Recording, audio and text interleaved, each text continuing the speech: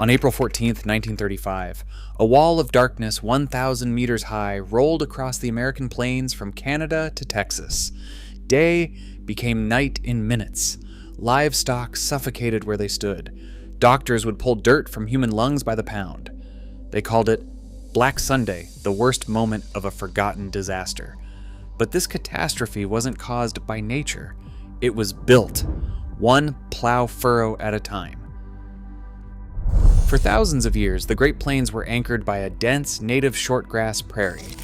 The deep roots of these grasses penetrated up to 3 meters into the earth, weaving a massive subterranean root mat that bound the soil aggregates together and protected the dry plains from wind erosion. But in the early decades of the 20th century, an unprecedented farming boom transformed the region. Driven by rising grain prices and industrial tractors, generations of homesteaders plowed up more than 30 million acres of native grassland, systematically stripping away the soil's ancient biological defense. In its place, they planted endless fields of shallow-rooted monoculture wheat, leaving the fine silt lays entirely exposed. The vulnerability of this newly exposed earth became clear in 1931, when a severe drought settled over the continent. Without the native root networks to hold moisture and anchor the earth, the parched soil simply disintegrated. Over the next 8 years, between 1931 and 1939, this self-inflicted ecological collapse devastated a region spanning 400,000 square kilometers across Kansas, Colorado, New Mexico, Oklahoma, and Texas. The high plains, once bound by centuries of resilient prairie grass, were reduced to a loose, dry powder, completely at the mercy of the wind. When the high plains winds rose, they did not just blow dust, they lifted the very ground. These massive, roiling storms became known as black blizzards.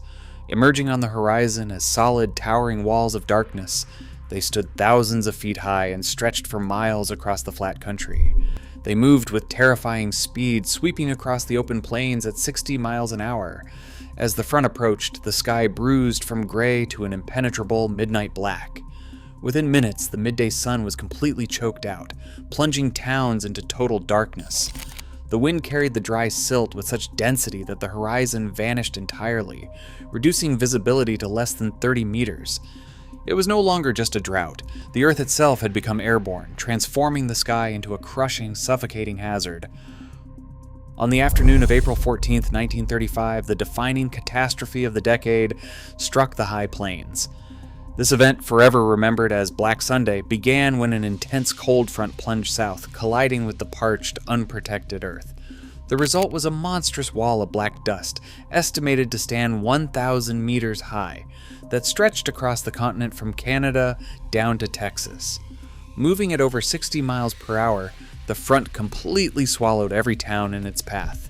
In Boise City, Oklahoma, and Amarillo, Texas, the sky turned instantly from daylight to pitch blackness, forcing residents to flee Sunday services and search for shelter in total darkness. People reported that they could not see their own hands in front of their faces as the suffocating fog rolled in. The sheer volume of loose topsoil carried by the wind was catastrophic, lifting millions of tons of dirt into the atmosphere. When the storm subsided, it left behind a scene of absolute ruin. Farms lay buried under massive, shifting dunes of silt, and entire communities disappeared beneath drifting soil.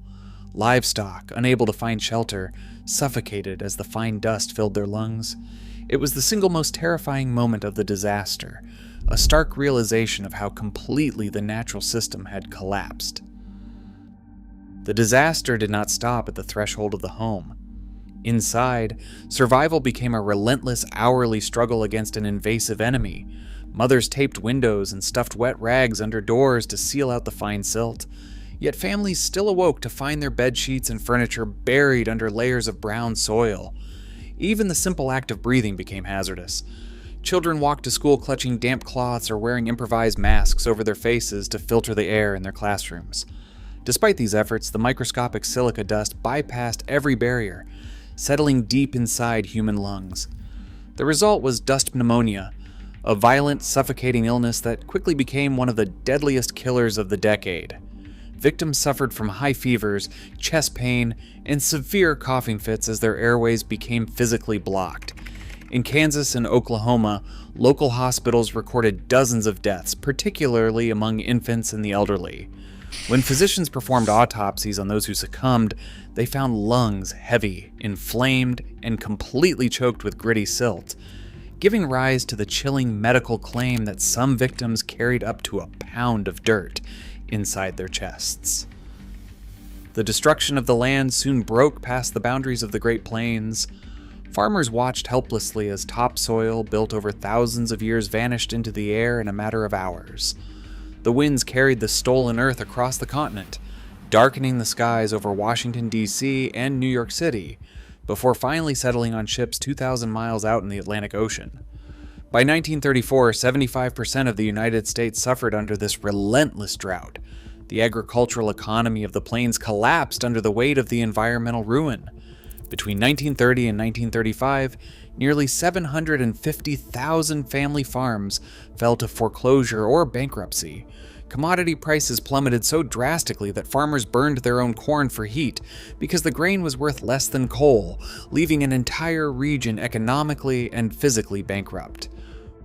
With their lands ruined and their homes foreclosed, families faced a stark choice: stay and starve, or abandon everything they knew. Throughout the 1930s, approximately 2.5 million people chose to flee the Great Plains, staging the largest internal migration in American history. Packing their remaining possessions onto battered cars, they poured onto highway routes heading west. Regardless of whether they came from Texas, Missouri, or Arkansas, these displaced Americans were collectively labeled Okies, a term loaded with prejudice.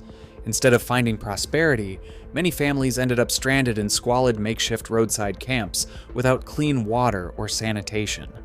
Those who found work in the agricultural fields of California picked fruit for a mere 14 cents an hour, enduring grueling labor while being treated as unwanted foreigners in their own country. For those who refused to abandon their land, survival required a quiet daily grit. In the Oklahoma Panhandle, Caroline Henderson and her family had farmed their land for 26 years.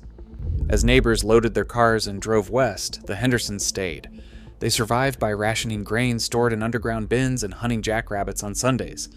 Each morning brought the same grueling labor, digging out and rebuilding barbed wire fences buried under shifting drifts of silt. The physical toll was permanent. Over years of breathing the gritty air, the Henderson children developed chronic lung problems. When rain finally returned in the 1940s, the scarred earth required nearly 20 years to recover its natural fertility. Yet today, across the Great Plains, modern agricultural operations are repeating these same destructive patterns. Continuous plowing, intensive tillage, and monoculture farming still expose the dry topsoil. With global temperatures rising and droughts growing more severe, the safeguards holding the soil together are wearing thin, leaving the plains vulnerable to another ecological collapse. Today, modern agriculture depletes the same Great Plains aquifers that hold back the desert. By repeating these mistakes, we are priming the land for a second Dust Bowl. The next great silence isn't history, it is our future. Subscribe for more stories like this.